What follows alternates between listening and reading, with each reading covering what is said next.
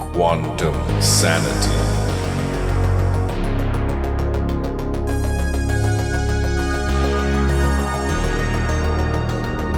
Welcome, everyone, to Quantumsanity. I'm your host, Ryan Salas. And I'm Cedar. And we are here to bring spirit health, mental health, and physical health to anyone and everyone who is willing to receive here on this channel. A little bit about myself. I come from an indigenous line on my father's side of the Yoeme people, the Yaquis, better known as, from the Sonoran Desert and Arizona Desert. And my mother, Celtic roots, an Irish lass. And so it's a very high-powered warrior, but deep medicine combination, and it has served me very powerfully to have this genetic makeup, and it's also come with its challenges as well. My native ancestry on my father's side is very desert oriented, with the land and the deer. And the cactus, and so a lot of the Yoeme Yaqui people from in the Arizona and Mexico region participate in plant ceremony and use plants for all kinds of medicinal purposes. And growing up, I grew up in a small town in Northern California called Sebastopol with my mother, and then my father lived in Santa Rosa, which is a bigger city. Just a little bit northeast of Sebastopol, and I grew up in the 80s, and it was a very hardcore, chemical, toxic time back then. Beautiful time too, but my mother kept me really dialed in with my native roots, which is ironic because she was the Celtic girl. But we were deep into spirit, energy work. My mother always used to have me do like Reiki. That before I even knew what Reiki was, she would have me do energy work. And at a young age, I understood energy fields emanating. It just made sense to me, and I knew that with my energy I could help heal my mother because she had back issues and stuff like that. So she kind of led me down a very mystical path. My father was much more just a hard-working dude and a little detached from his roots, and so that was kind of my job, was to get reconnected into my medicine. And so throughout my childhood journey, I got reconnected in many ways, and basically I just resonated with the indigenous medicine, plant medicine, energy work. We were also a very Christian family in the on the Irish side, and the Bible had a lot of big medicine for me too. The Yeshua teachings, high powered. And so it's kind of an intermingling of all these teachings that I'm kind of comprised of. And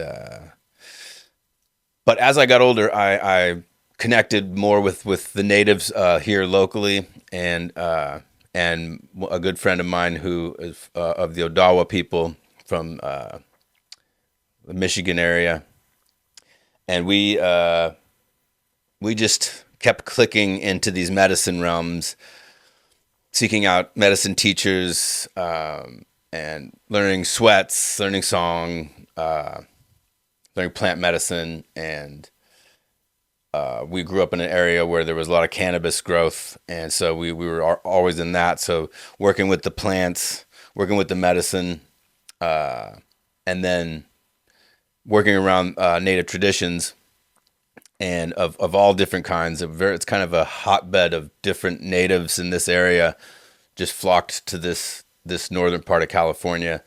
So we got a good look at and all the kinds of different levels of ceremony here. And I eventually made it into the peyote realm and then the ayahuasca realm, to the point where now that helped me get through some of the challenges of my bloodlines, which we'll get into too as well. Which, the native and Irish mix is a very warriorish and predisposed to alcoholism bloodlines.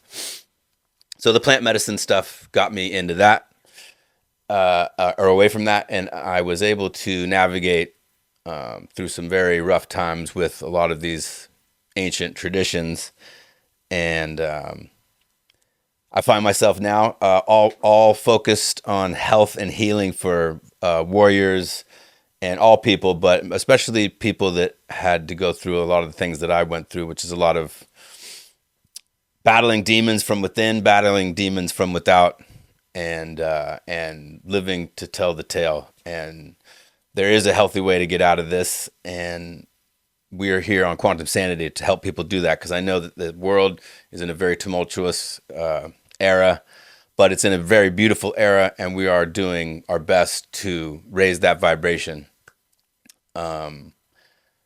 My mother on the Irish side always told me to seek out my native culture. This was kind of her, like, I don't know. She had a very distinct protocol for me, and she was drilling it into my head, and it wasn't that difficult for her to do because it resonated with me. But I think it was because she knew that my father was a little detached from it, and he was able to get back to Arizona and receive that medicine though throughout his life, on a different dimensional plane. But I think she just knew that at some point I would be able to help people, and so here we are now on Quantum Sanity. The main goal is to help people with their spirit, help people with their health, and talk about how crazy wild these levels of reality are here on Earth in this day and age. So that's a little background on me. Cedar, why don't you tell them about yourself, the most interesting woman in the world? Thanks, Ryan. So, everyone, welcome to Quantum Sanity. Today is the 777 triple portal, so it makes this introduction extra special. My name is Cedar, and I'm mostly from San Francisco. I've lived in the Bay Area my whole life in California, and let's see, my family is Filipino, and my parents immigrated here from the Philippines in the late 60s, early 70s, and they were kind of hippies. Not super hardcore, but like hippie enough. My dad, on my dad's patriarchal line, I have Mongolian ancestry, and Chinese ancestry, and then Filipino. And then my mom's side is mixed. There is Irish, same as Ryan, and then Filipino. And in the Philippines, we have very distinct cultures depending on what island you're from, what language your family speaks, and what areas your families are from. And so my parents are from central Luzon, which is the biggest island in the Philippine archipelago. And they're from a real central place that is adjacent to Subic Bay, which is where the big, huge naval Air Force base used to be for the U.S. So I think my what I usually do is energy work. My specialty is energy work. Um, I practice lots of different modalities of energy work and spirituality. I was raised, born and raised Catholic, so baptized, confirmed, all the things until I was about 14. And then I followed the ancestor path towards paganism. So I had a Gaelic Northern Ireland elder that kind of helped me navigate through the Wiccan culture and more towards away from Wiccan culture and more towards shamanic practice.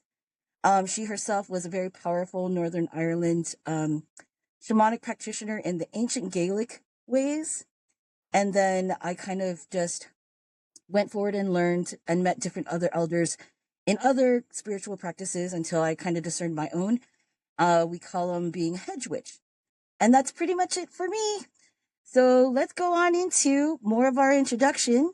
And we're going to kind of review how these ancestor lines, these indigenous ancestor lines, kind of affected us in certain ways growing up. So, Ryan, what would you say was one of the negative aspects of your ancestral lines? What's kind of a negative tendency? Well, challenging. I would say there are some things that were challenging for me. As I have advanced in years, the whole negative positive thing has gotten pretty gray area. It's more like there's medicine in everything, and it's all about extracting the wisdom from wherever you're at in your journey. And my mother battled with alcoholism and drug abuse, ultimately to her demise, and passed away from prescription pills. But she was able to get the drinking under control. But so I just saw her wrestling with toxins right off the bat. And my dad, he he didn't really drink much when I was younger, a little bit, and then he basically cut all alcohol out. And he knew his father drank, my grandfather, and my grandfather smoked tobacco. But like back then, they used to like always talk. My aunt and my father used to say that that my grandmother would hide his whiskey and they'd pour out his booze, and I was like, was he just a horrible drunk? And they're like, no, he was just just was chilling and listening to his music. And I'm like, why'd you guys do that to that guy? Let the guy have whatever he needs to unwind. But I have seen where it gets ugly. And for me, on the Irish side, it starts as a party, but it turns toxic real easy if you're not in control of your energy,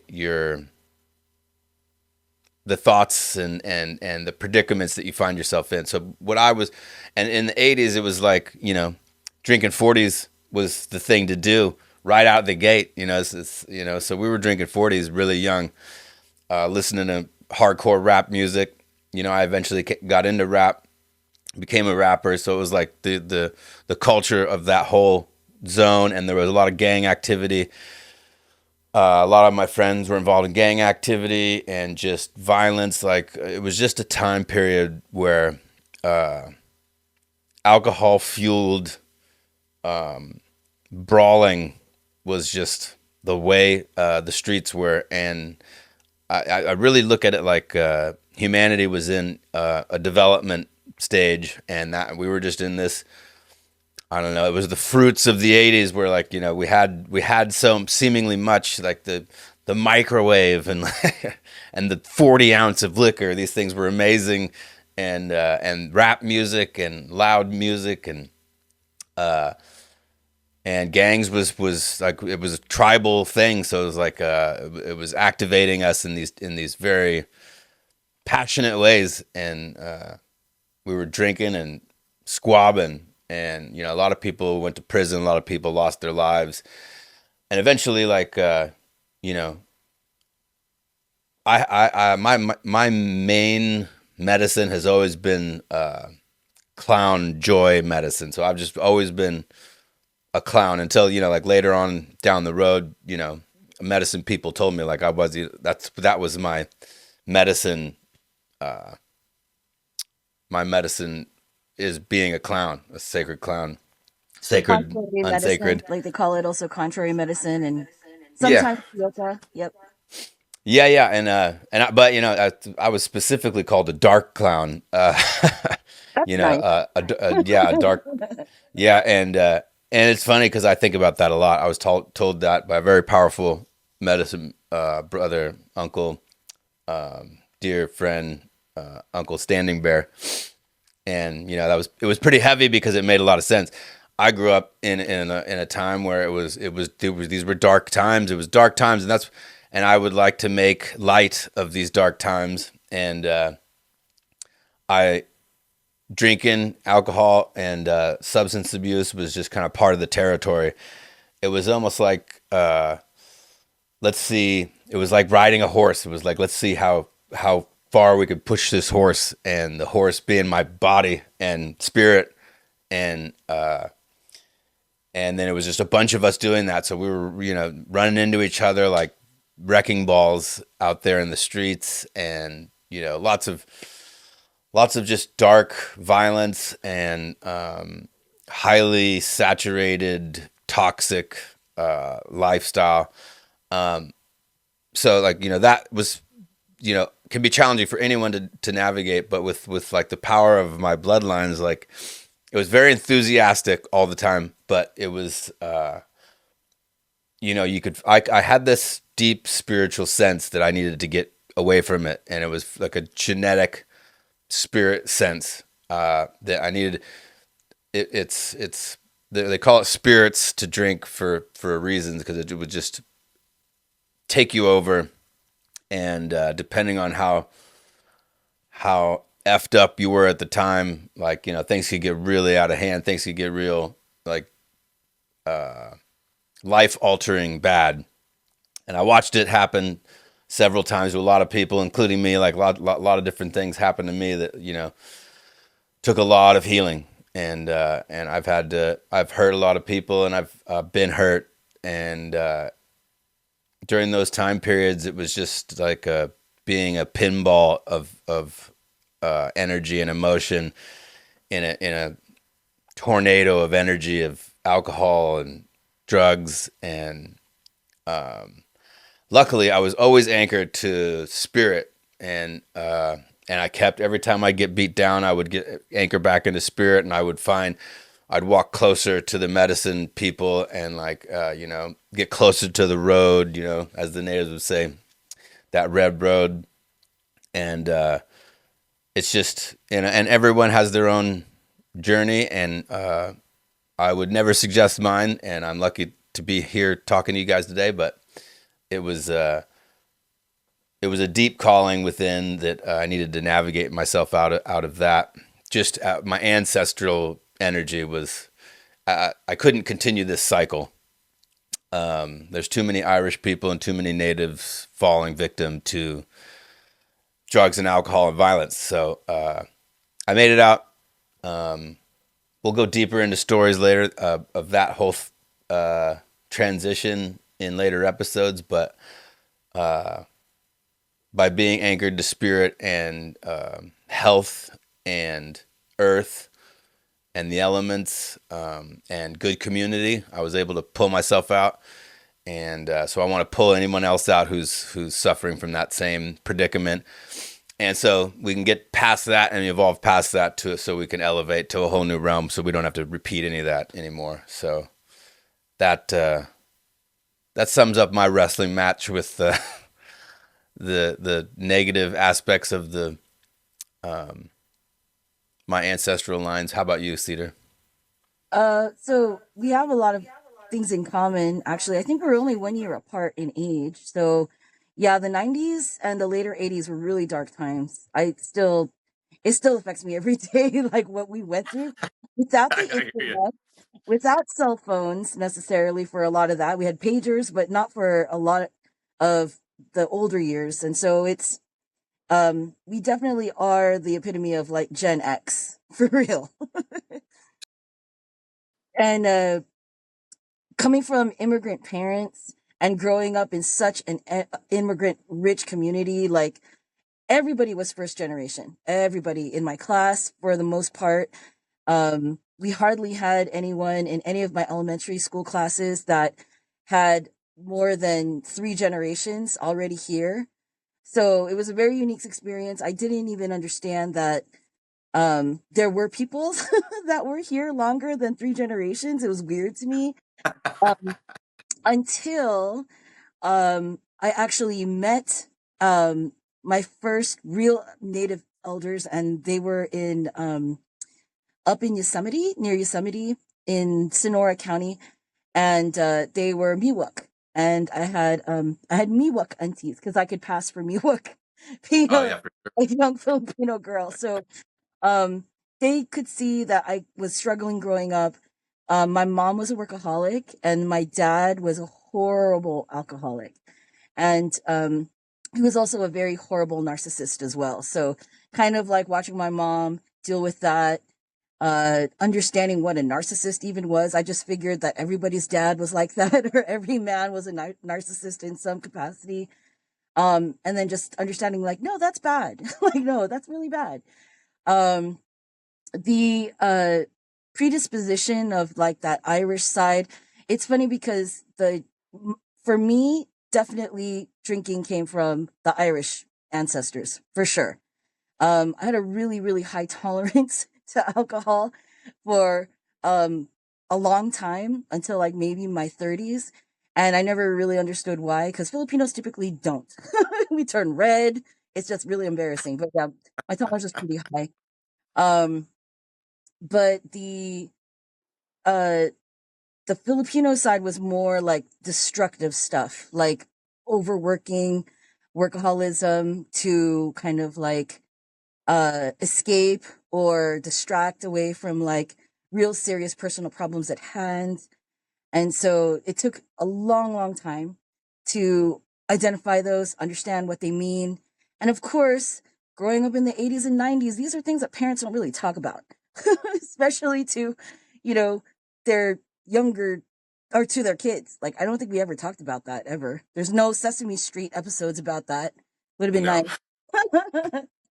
um, but for sure, I think as I got older, but then also too, as I came to understand what my spiritual path was really going to be like, I had to make hard choices towards like a higher frequency of living, which is sobriety. So, I actually was able to, my Miwok aunties, um, in Yosemite, Alwani Valley, would say that I talked to spirit from a really young age. And there was, would have really, really horrible like night terrors, like beyond night terrors. And, they had me, I remember my first medicine experience was they had me stand outside of a sweat one time. So I didn't go into the lodge, but I stood outside the lodge and I could feel how hot it was. And I could see everybody as they like took breaks in between rounds. And so it was really, really powerful. But after that, my night terrors got a lot better. And that's something that in Filipino culture, I never had or I never saw. So I'm real thankful for that aspect that I got to learn from as a resource because everybody was Catholic in my Filipino family and in my community. And even today, a lot of Filipinos don't understand the indigenous shamanism that our culture had. And if they do, it's not really welcomed really well. There's a lot of talk about black magic and things like that. And so a lot of people have a lot of fear for what I do in practice. Um, and it's sad. So I'm hoping that in our conversations during Quantum Sanity, more people who grew up with, I think, more colonized Catholic uh, cultures can kind of hear what we talk about and be like, yeah, you know what? We have a chance. And a lot of people listening are probably parents themselves. And if they've ever been curious about, like, yeah, what is spirituality now? You know, like, where's the line between religion and spirituality when religion is maybe starting to fail as far as like really good moral character examples that we can follow and share with our family? Or maybe um, going back to ancient ways and our ancestor ways can enhance like religions today and religious practices. So, Yeah, yeah, I'm a firm believer in that. I mean, I think that we're here. We're not hating on anyone.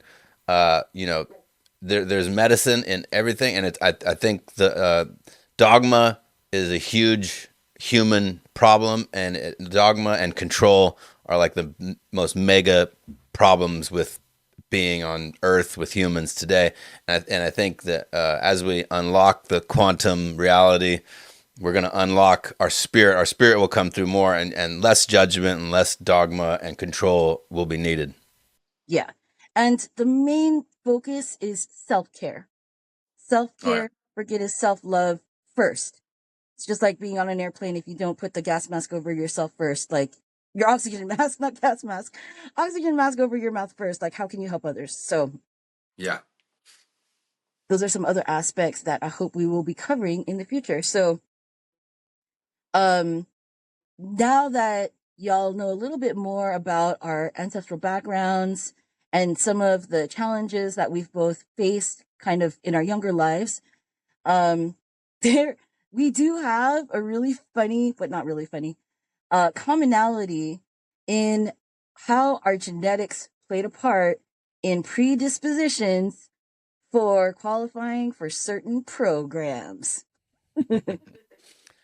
Yeah. Um, it's crazy. Like as I've gotten older, my ancestral line has meant more and more to me, and I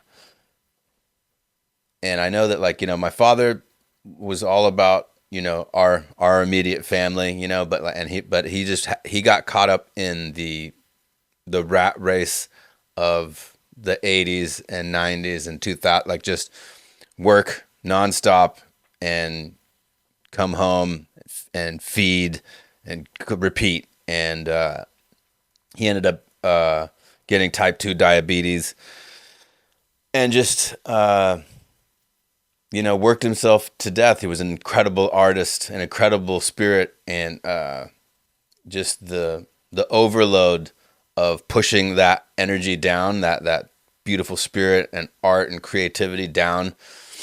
I just watched him, and he did it all as a sacrifice for his family. I know that, like, and he is incredibly appreciated for all of the work he put in. I love that man, and but it was really tough to watch him go through the health problems his whole life when he was such an incredible athlete and beautiful artist, spirit, and mind, and all of that went away by treating himself like shit with food and and the lack of exercise. So like I watched him and my mother through the lack of self care die too young.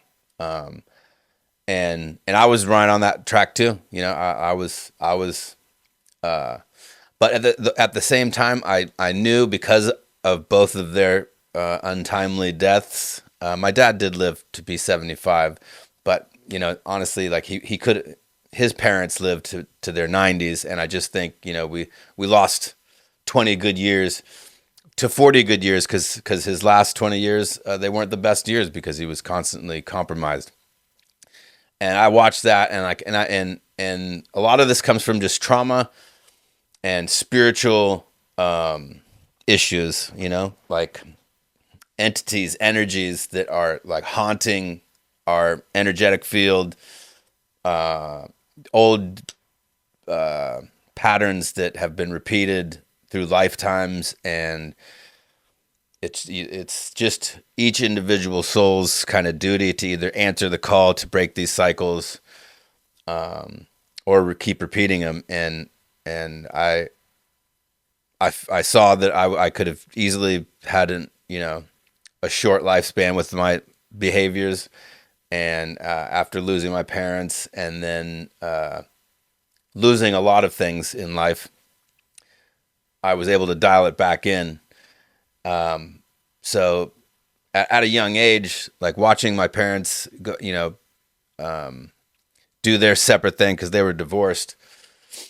We lived with my grandparents off and on due to my mother's substance abuse, and but I was also, all the women on the Irish side were teachers, and we were all very intellectual people. So like I was reading and writing. I think before I even got into kindergarten, because my great grandmother was a teacher, and like so I spent time with her. So I was you know, I was put into the GATE program right off the bat when I got to school. Uh, GATE. Can you explain what GATE is? What does GATE stand for? uh, what does it stand for? Gifted and talented. What is it? Education. Yeah, gifted and talented education. Education. Yeah, yeah, yeah, yeah. Yeah, and I remember. I remember it. I remember like there was testing for it, I guess, and I scored high, and I remember like I didn't like it because I was a people person right off from kindergarten, and I got taken away from my classmates, and it wasn't as fun in the GATE programs. It was cool because it wasn't like the I don't know, indoctrination stuff. There was more challenging, like testing, very interesting types of tests that they would run on us, and I mean, honestly, they were probably very you know they would help build brain synapses fast. If there's a lot of problem solving and a lot of complex issues that we would have to face at such a young age. It was pretty trippy. Yeah. How old were But you when you got in? I think I was like first grade, Did you second skip? grade.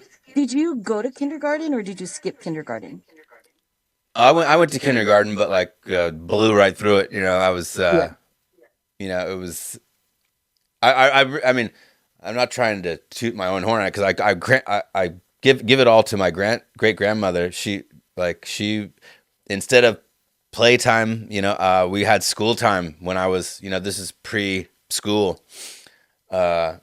and she had me writing, and I knew my name in cursive, and like so like I was already like I think that children can learn way faster than they learn in this you know uh, Rockefeller setup that we got going on here. Whole curriculums. Yeah. The Yeah. the the parallels between kind of like your dad's toxic patterns are real similar to my dad's, but almost like an opposite, kind of like an inversion of it. Like my dad being a super narcissist, he was a super duper alcoholic, daily drinker, and but he was really himself gifted. Like he was really artistic too. He was supposed to go to art school, but then due to family funding, like he just never got to go, and so I think he was always really bitter about it. And Mm. my dad culturally did a lot of stuff that uh there were not a lot of Filipinos, if at all. Like my dad played tennis, he played semi-pro in the Philippines, and then so when he got here, there were like practically no Filipino tennis players, but he would still go to all the tennis courts, and play with anyone. Um, but like I thought it was weird that like other kids' parents didn't have a sport. But like I learned to walk on a tennis court, so that's why. Um Nice. yeah, but and then my mom was a homemaker. She was what do they call it? What is the course in high school called? Home economics. Yeah, she was a home ec teacher in the Philippines before she came over here. So a lot of her stuff was teaching me and my sister uh school before we went to school too, which is weird. So you had your grandmother and then I had my mom. I think she just pushed that on us early so that we would be assimilated into the culture faster, even though we were born here. So that was just kind of weird. Um, but yeah, when it comes to GATE, uh, so many tests, dude. Like so many tests that we had to do before the age of 7. Like a lot of screening that you probably didn't even know about. But uh after my first test, I only did 1 day of kindergarten, and then they skipped me to first grade right away when I was 5. Mm. And then I think typically the typical age for first grade is age 6. So, um, yeah, the GATE program that was very weird in San Francisco, Unified School District. Um, did you have a separate class? They made you go to a separate classroom for that for GATE. Oh yeah. Oh yeah. Yeah. It was a whole. it was like a portable unit, Yes. you Yep. know, Same. like straight up shipped in there, and like and and I remember it like being like they would do it, and they didn't do it year round. Like I wasn't in it all year round. It was so like they would the GATE program would go on for its allotted time, and then they would put us back into general pop. But but uh but it was a trippy time. I hadn't even really thought about it honestly till you and I met, Yep. Yep. and then it was like then a lot of memories were coming back. It's really interesting because people that actually went through the GATE program in the early 80s and sometimes even into the 90s, like they won't have a lot of recall until they get around other GATE kids. And it could be GATE programs from different states. We're just lucky that we're both from California, but I've spoken and met with a couple of other GATE kids, and it's really interesting. Some of the things that we have in common, but then some of the things that were really, really weird, like field trips, field trip locations. Yeah, I was just about to, I just realized this that I don't remember anybody like from my GATE uh classes, like not one person. Oh, weird. Do you think that? And it's like and it's almost like yeah, it's a trip. Like I know there were other kids, but it was almost like you didn't see him again. I don't know. Do you think they were I like don't know. closer to your age or older kids? That could have been it. They could have been just older kids. Maybe I was just in a more advanced like class setting with older kids. I don't know. Honestly, like I said, I hadn't really thought about it until we started talking about it, Yeah. and I think I talked to some people that I went to school with, and they remembered it too, and they said that they were in it. But a lot of people said they were in it that I know weren't. You know. Yeah, yeah, and it's like it's not something you could really pretend. Like just the degree of the educational stuff that we were learning was just completely different. Um, I still remember my gate teacher's name. Her name was Miss Wright, and she was scary. She was a very big woman. She was really nice, but she looked really, really intimidating. She had to be at least 6'2", and like she was just very uh intimidating. She she spoke with a little bit of an Irish accent, which kind of made me feel at home because growing up we had a lot of Irish neighbors that were like immigrated too, and like Filipinos and Irish people are pretty much the same people, and Mexicans. But Yeah, they that's the San are. Francisco special. The San Francisco special is like some kind of Asian, Irish, and some kind of Mexican and or Hispanic. Like that's a San Francisco Oh special. yeah, yeah.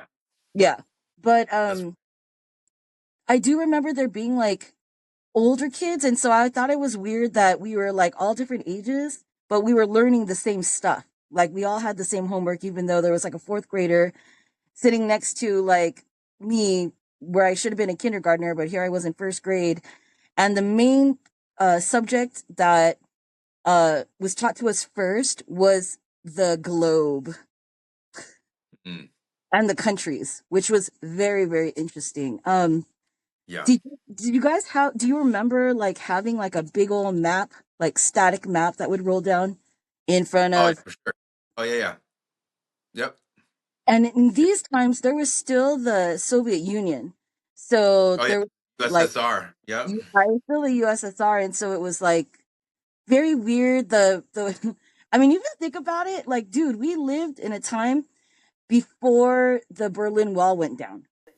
Yeah, I know. I was just thinking that like the GATE programs in the 80s were formulated specifically uh, for that. It was like, yeah. It's like, oh, they kind of put it off like, oh, your kid's talented. Let's put him in a special class and see how talented he is. Who wants to see how talented he is? It's the government does, Yeah, and yeah. The the biggest thing I remember is there were a lot of like Hapa kids, like a lot of mixed kids in my class. And it was almost as if that was a determining factor next to IQ, which is just too weird a coincidence. Yeah. Yeah, I mean, the wild thing is that like, and maybe I'm just like realizing this on this podcast right now is that like I don't remember anybody in it, and I remember it like and this is another, the the weird governmental things like that that I was in, and having no memory of it is it's just strange to me, Yeah. and and a lot of it could be just I was going through a lot in those days, but I don't know. It's a trip to think that like because I remember it being like a very big deal. I remember my grandparents being stoked that I was in it, Yeah. and and yeah, it's just a trip that I don't remember any of the humans that I was in there with, but I do remember, and like I have these just flashes of like of of those days in these classes, and it was just really intense. Maybe it was so intense that I didn't like it. It was like in the other classes, like with your like normal classmates, it's more like a rowdy cafeteria. Like you're playing with your friends. Like this was very like constant testing. It's like the SATs the whole time. Every day, like Very almost every single class. Yeah, there was a test. they're very quiet. Like it was I don't know, very clinical, and Very. I wasn't into that at all. I'm a man of the people, and but it's just a trip to like these. So in that weird time, like it was all about nuclear war back then, Yes. The and drill. Did you guys ever do drills in your elementary school? For oh nuclear? yeah, Yeah, we did. yeah, Yeah. yeah, drills and like I don't know, like the threat of nuclear war was like constant in these days, and like that's like the thing is like I was in the military basically. It was like I just watched missiles all day with my Navy pilot grandfather on the TV. Go to the GATE program and you're taking these crazy tests and like talking about the Russians and nuclear war. It was just a very unique time period for those who weren't there. Like and what were they doing exactly? Why were they training so many kids at such a young age? Yeah, the for context for the listeners, for most of our childhood, the president of the US at the time was Ronald Reagan. So it was very, very different energy time. The politics were crazy, even for young people. Um, Another curiosity that I remember from my gate class is there weren't, well, it could have been like the makeup of San Francisco though, in general, but there were pretty much everyone in my class were people of color. Like there weren't many white kids in my school anyway in San Francisco, but there was like everyone was either mixed or like not white. Mhm. Yeah, it was really interesting. I Yeah, I think that the government is definitely interested in indigenous bloodlines, and they're the people who are in charge of the programming and controlling of humans in the world. They know they're very you know knowledgeable of the genetic and historical and vibrational power of all of these ethnic groups, of all groups in general. But like they know that there's certain gifts and certain medicine that certain lines carry, and you know they're gonna either want it or stop it. right. In the future, something that Ryan and I definitely discussed that we wanted to cover were some of these secret government programs, but one that's kind of like near and dear to our hearts like for better or worse, is how the GATE program quite possibly pre-screened us, and our ancestral genetic lines could have been possibly genetically engineered for a secret space program. Yes. Dun dun dun. Look, this is quantum sanity. This is how you keep your quantum sanity. Um, as I've gotten older, the reality is shifting. I'm sure anyone watching this realizes that reality has shifted so many different times, and reality is multidimensional. And on a very complex, deep way of looking at it, everything is happening at once. And so the more you get in tune with your frequency and you detoxify your body, the trippier it gets. As a matter of fact, and I've done all the trippy drugs out there, and clear mind, body, and spirit and frequency it just opens up the trippiness and the quantum reality of what's really going on. What are we doing here? And I think it's like the evolution of awakening from a big deep sleep, almost forced dream, that forced waking dream that we've all been programmed into. And so I feel like we're unplugging and unlocking a lot of these programs and unlearning a lot of stuff. And as we're doing it, we're seeing anomalies. We're recalling all kinds of wild things from our past, and so all of this isn't to be feared. This is all medicine, and I think we're just coming back into our power. And a part of this show is going to be about how to stay sane while recalling and maybe getting rid of all of these negative energies and traumas, and unlocking our true potential. Yeah, there's the date today that we're filming this is really, really specific. This is the 7/7 portal, but in the year 2025, it with the numbers 25, it turns into a triple portal. So 777 portal, and it brings about humongous change, huge change on our planet. So not just in our country, not just in our states, not just in our personal lives, but in our whole planet. So um, when people kind of like find these podcasts and find these episodes and have words that kind of resonate and they listen, um, this is a really great opportunity for them to find community in similar interests, but also to possibly like even in similar age Yep. groups. There are things that we've just described from our younger lives that millennials can't really relate to, or obviously not people young enough to be our children will be able to relate to. But there's older generations that were even older than us, like the boomers, and then the weird kind of like I call it the 16 candles kind of like group of people, like the Ferris Bueller's day off kind of generation from Yeah, the yeah, 80s. Yeah, like our older cousins. yeah. Um, My older brother. yeah, exactly. So yeah, and I had older cousins that were like sisters and brothers.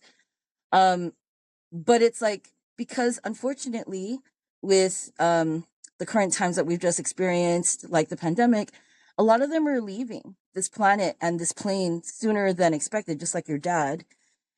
And we're losing that intelligence and we're losing that experience that should have been shared and passed down.